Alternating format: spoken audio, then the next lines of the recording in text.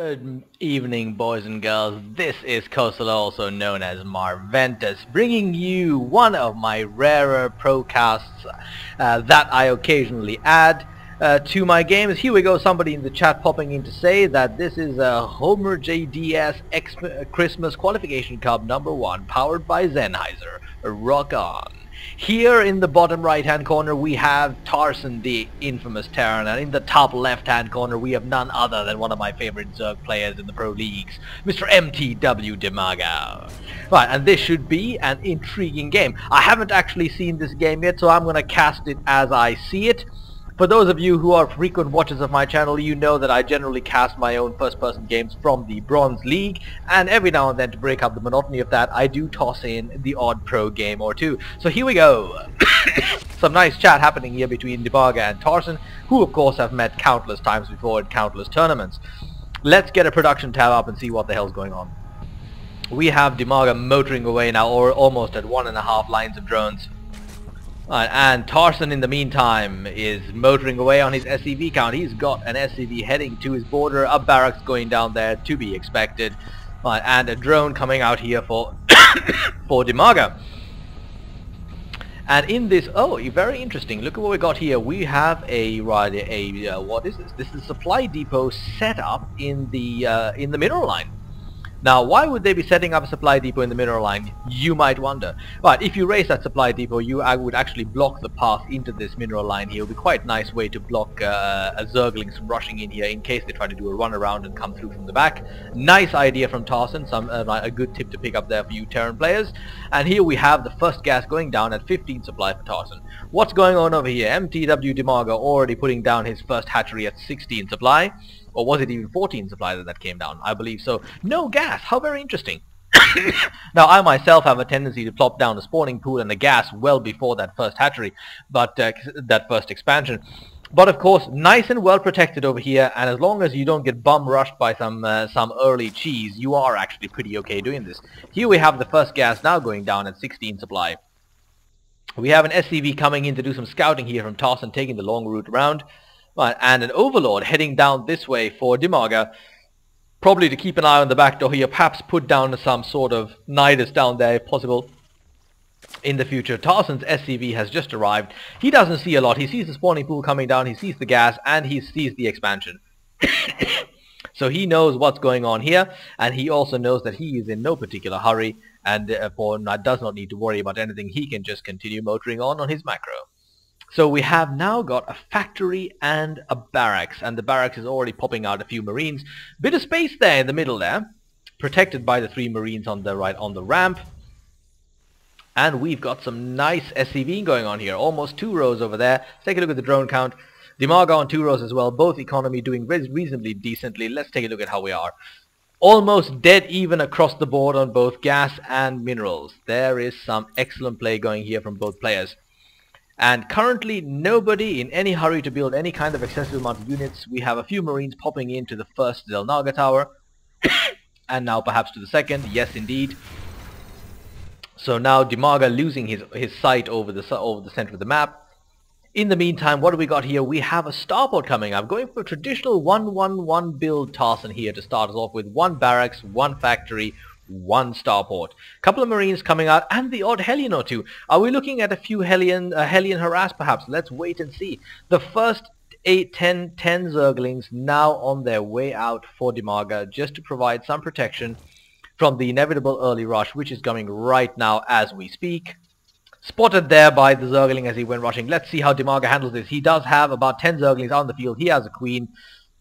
The Hellion is coming in to do a little bit of harassment. Second queen coming up as well to help out. This looks like it's going to be well in hand. Some FPS issues happening to us while casting this, but that SCV goes down quickly, and this rush appears to be pushed back. Some of those Hellions being fried there. Nice blockage of the ramp there by the 2 queens, blocking the rush up from any of the 3 queens rather. 1 going down there. That Hellion is doomed, it seems. No, he managed to micro that out just in time.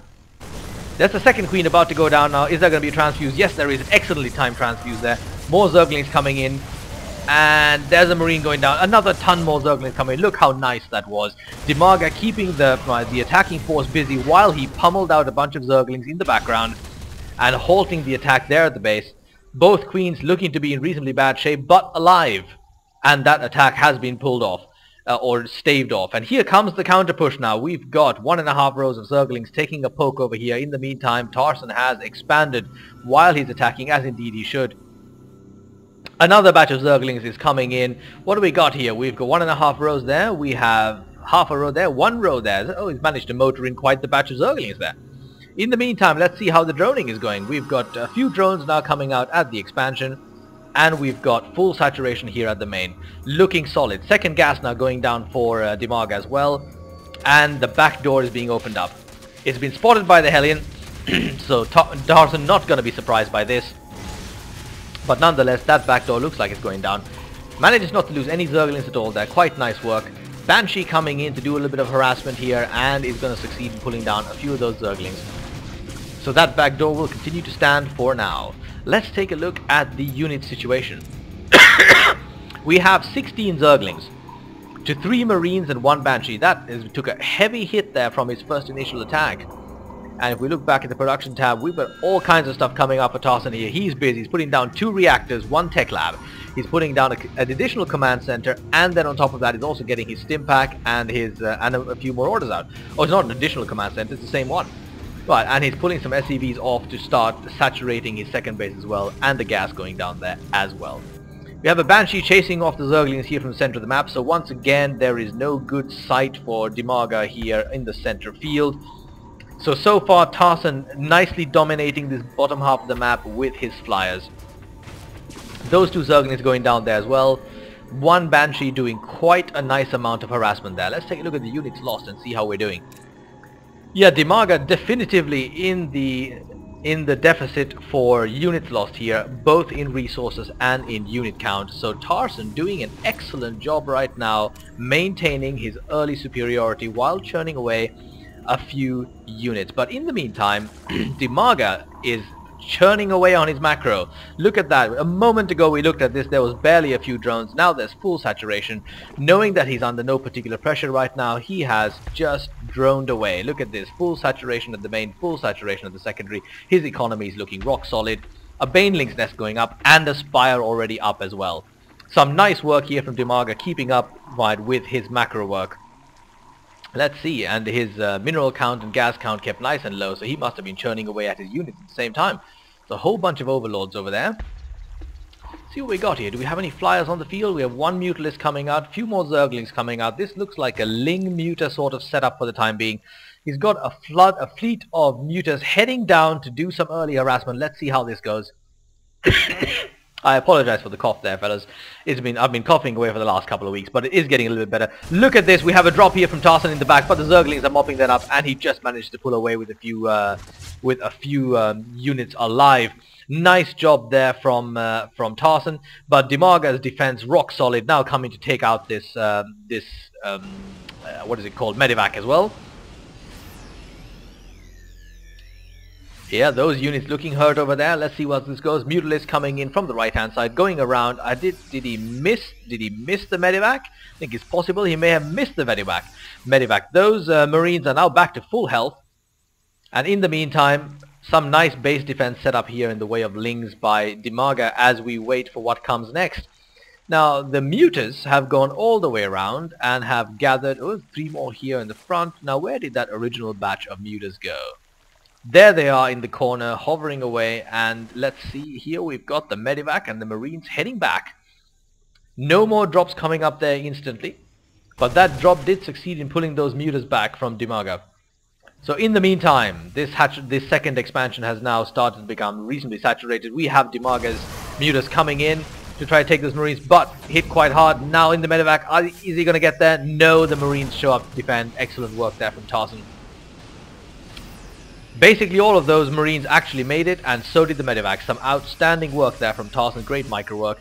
But the Mutas now have air superiority and the Lings are maintaining ground superiority. So Dimaga has managed to regain his map control while putting down his second expansion at the same time. Great work there from Dimaga, doing what Zerg should do, defending well, counterattacking well, and expanding as he can. Some massive upgrades coming out here. We've got melee attacks 1 and ground carapace 1 and Zerg fire attacks 1 almost completing there. So using his minerals well. In the meantime, we have combat shield and we have a bunch of marines and our first tanks popping out for Tarson along with an armory. A second factory going down as well. We have some mutas heading towards the second base here. Let's see how this goes. Some stim marines coming in to chase them off, and they do successfully manage to chase those mutas out of the way. We have a few overlords heading at speed to the right. Let's see what he's planning for that. Could it be overlord drops? Could it be a Nidus network? It's hard to say, although it's very, very difficult to plop a Nidus network out here. I myself have managed to not do this on this map successfully at all because the buildings just come so close to the wall. You simply can't surprise the Terran. Look at this, putting down some creep over here. What could that be for? Let's find out in just a moment. We have even more Mutalisks coming in now for yet another foray. They've got nice 1.5 rows. That is enough to take down those marines, but he decides not to do so. Chased away by that turret. Now, missile turrets are insanely effective against mutas, perhaps even too effective, but there you go. Right, mutas do get out of the way fast enough, though, so I guess there's some balance built into it. But beware the turret, I say. In the meantime, we have a very nice defense going on here with 4 tanks sieged up, covering the entrance into the base, along with some marines and some medevacs standing guard.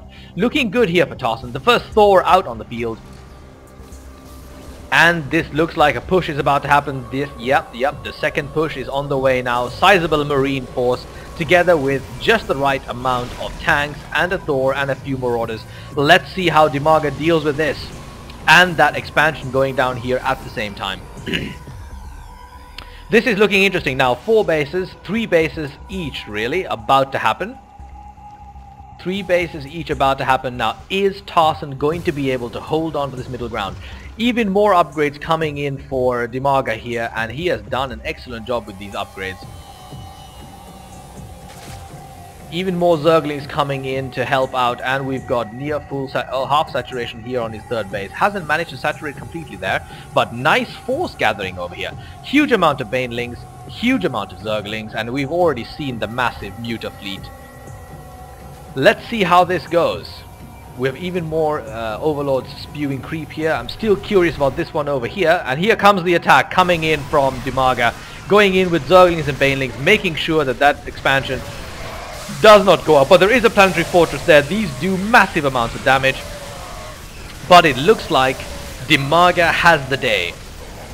Alright, Tarson is unable to defend this successfully so far, or am I wrong about this? That Thor is going down to the mutas. There are a few marines standing, few more tanks come in. Is it possible that Tarson has managed to, against all odds, defend himself from this? He has. He retains his expansion. But where are the SCVs? The SCVs are toast. The vast majority of that army disappeared in a hurry.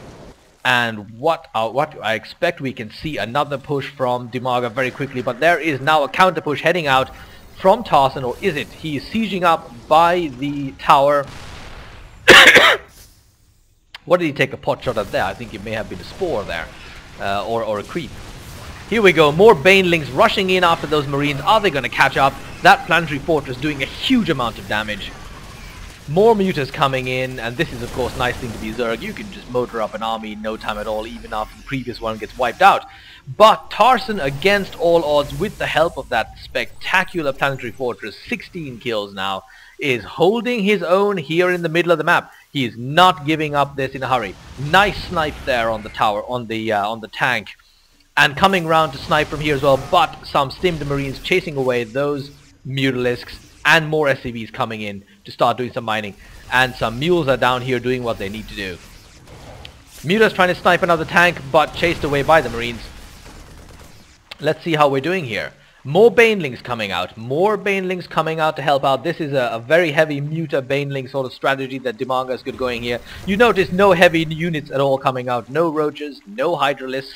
Sticking to his mutaling strategy that actually seems to be working out pretty well. Now the question is, how many banelings does it take to take down the planetary fortress? I believe we'll probably have that question answered at some point during the day today. Here we go, Muta's coming in to do a little sniping again, running around a little bit here. Is he going to be able to get that tank? He's not. He's running right past the tank. Gonna snipe that Thor. Or is he? No, he just managed to take down to half health, but he's chased away by those marines that are stimmed up. What is this? This is yet another barracks going down In fact, we've got another 3 barracks going down. Astounding. That's a whole, what is it, 6 barracks there for Tarson. Here in the end game, he is really motoring up an army here. Now we've got some nice saturation here on his third base, and in the meantime we have a push coming from Dimaga. Banelings and Zerglings coming in at this Marine ball. Oh, those Banelings doing horrendous damage. That entire group of Marines going down, and the Banelings are going straight for the main base. How will this work out now? Muta's coming in to help. That supply depot has no chance at all. The Muta's taking down the tank in no time.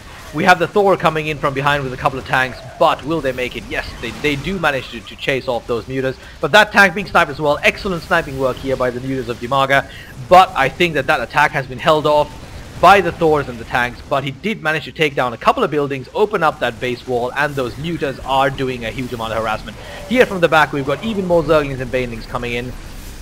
Oh, he managed to morph some Banelings here in the back while the fight was going on in the front. What an outstanding strategy. Yes, the Thors and the tanks go down as well, and the Mutas are left standing. This is looking good for Dimaga. He can take down all of those medevacs because there's simply nobody there to defend it. And now this central base is starting to get vulnerable as well. Dimaga is staying on his original track, however, keeping his focus on the main base. There's a factory and the tech lab going down there as well. Even more Zerglings and Banelings rolling in. This looks like GG. Yes, indeed it is. And there it is, boys and girls. The game is over. An outstanding effort from Dimaga, and I just hit rewind by mistake. I hope you guys enjoyed this awesome game. And if you want to see more procasts, just comment below. Looking forward to hearing all about your views on the matter. Have a wonderful evening. Bye-bye all.